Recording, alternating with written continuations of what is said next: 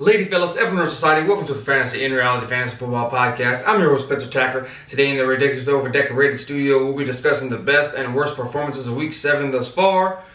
Now, there were some good and bad performances, just like every other week. So, starting with the quarterbacks, guys who had very good days. Aaron Rodgers, killing it. He went 25 for 31 for 429 yards, 5 passing touchdowns.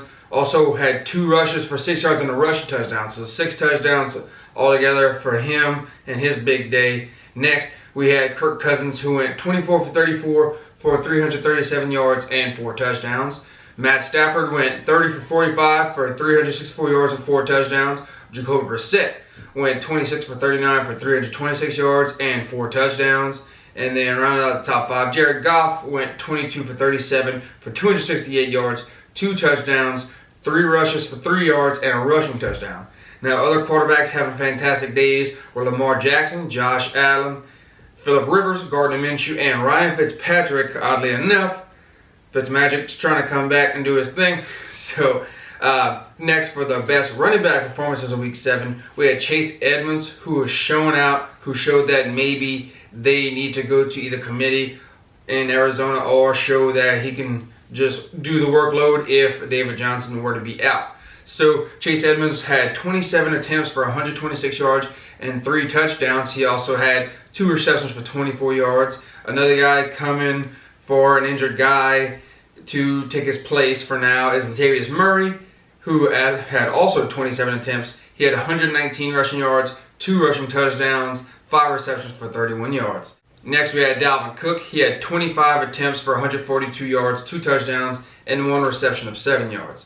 Next, we had Zeke. He had 22 attempts, 111 rushing yards, 1 touchdown, 6 receptions, and 36 receiving yards. So he's getting a little bit more involved in the receiving game as he's been this entire season. So rounding out the top 5, we had Austin Eckler, who only had 5 rushes for 7 yards. So not too much in the rushing game, but he made up for it in the receiving game. He had 7 receptions for 118 yards and a receiving touchdown. Now, other guys to round out the top 10 for the running back position, we had Derrick Henry, Saquon Barkley, Royce Freeman, and Leonard Fournette. So moving on to wide receivers, the best wide receivers this week, Marvin Jones went off, 10 receptions, 93 yards, 4 touchdowns for that guy. Zach Pascal also did well from the Colts. He had 6 receptions, 106 yards, 2 touchdowns. D-Hop finally coming around, 9 receptions, 106 yards and a touchdown. Allen Robinson getting that garbage time against New Orleans yesterday. 10 receptions, 87 yards and a touchdown. Michael Thomas, 9 receptions, 131 yards. No touchdowns, but at least he had a decent amount of yards. Other receivers going off in Week 7 were Alex Erickson, which, I don't know if you know who that is, but he's from the Cincinnati Bengals. We had Marquez Valdes-Scantling, Stephon Diggs, Corey Davis, oddly enough. Maybe they're doing a lot better with Tannehill at the helm instead of Marcus Mariota, so we'll see how the Titans go the rest of the season. And then to round out the top 10, 4 receivers, we had T.Y. Hilton. So next we have the best performances for the tight ends. And they were Darren Waller, who had 7 receptions, 126 yards and 2 touchdowns. Eric Ebron had 4 receptions, 70 yards and a touchdown. Kyle Rudolph finally having a good day this season. He had 5 receptions, 58 yards and a touchdown, finally getting in there. Jimmy Graham also coming around. He had 4 receptions, 65 yards and a touchdown. And then rounding out the top 5, we had our boy Hunter Henry. Didn't get in the end zone, but he did have 6 receptions for 97 yards. Now, other tight ends getting the job done were Gerald Everett, Austin Hooper, Dallas Goedert, Josh Hill, and Rhett Ellison from the Giants. Now, we all know with every great performance, there's an abysmal one to go along with it. So some of the worst performances of Week 7, which is categorized by under 10 fantasy points in PPR formats, were Matt Ryan, Jimmy Garoppolo, Joe Flacco, Kyler Murray, Patrick Mahomes, Carson Wentz, David Johnson, David Montgomery, Kerryon Johnson, Devin Singletary, any KC running back, Carlos Hyde, Philip Lindsay, Devonta Freeman, any San Francisco running back, Mark Ingram, Adrian Peterson, any Miami running back, Joe Mixon, Frank Gore, Duke Johnson, Marlon Mack, Melvin Gordon, Mohamed Sanu, Malcolm Gallup, Alshon Jeffrey, Will Fuller, Terry McLaurin, Larry Fitzgerald, Kenny Galladay, Calvin Ridley, Geronimo Allison, DK Metcalf, Tyler Boyd, Mike Williams, Adam Thielen, Brandon Cooks, Delaney Walker, Evan Ingram, Noah Fant, Darren Fells, Jack Doyle, Mark Andrews, TJ Hawkinson, Jason Witten, Zach Ertz, and George Kittle, just to name a few.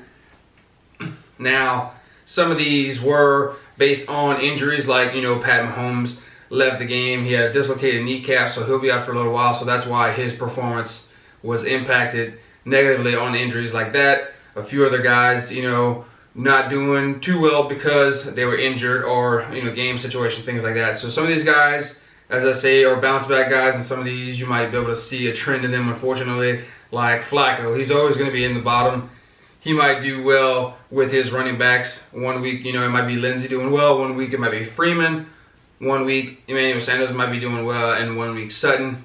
So those guys, his weapons might be doing well, but he'll always be in the bottom because it's Flacco. So there's a few consistencies that you can see in the bottom performances of every single week.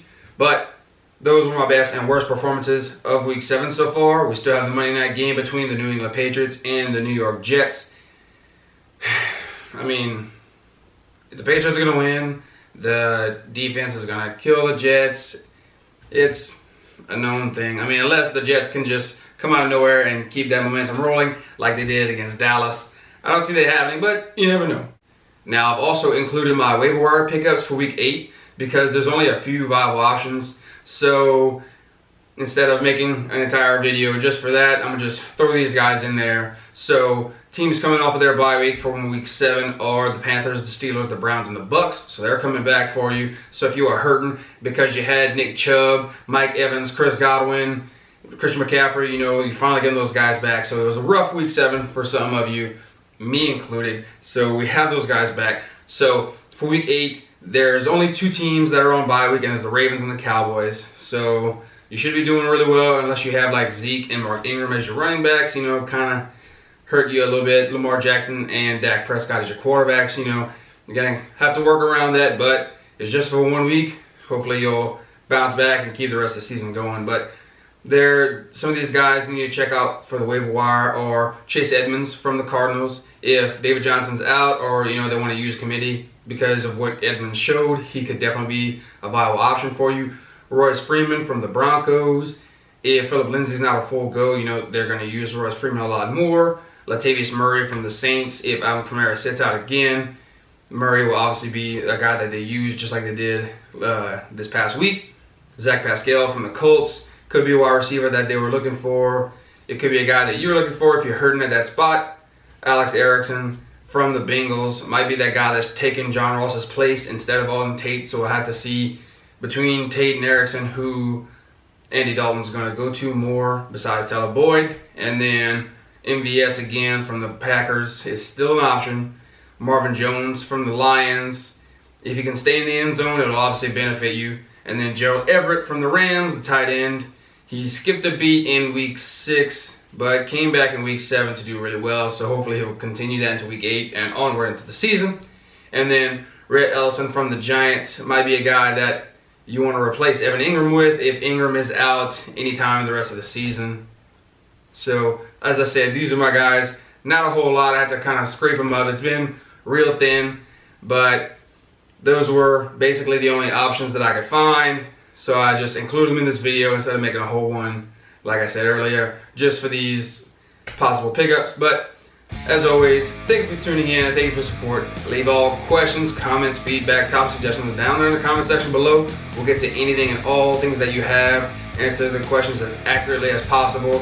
Remember that sports is supposed to be enjoyed together, so tell someone about us and watch together.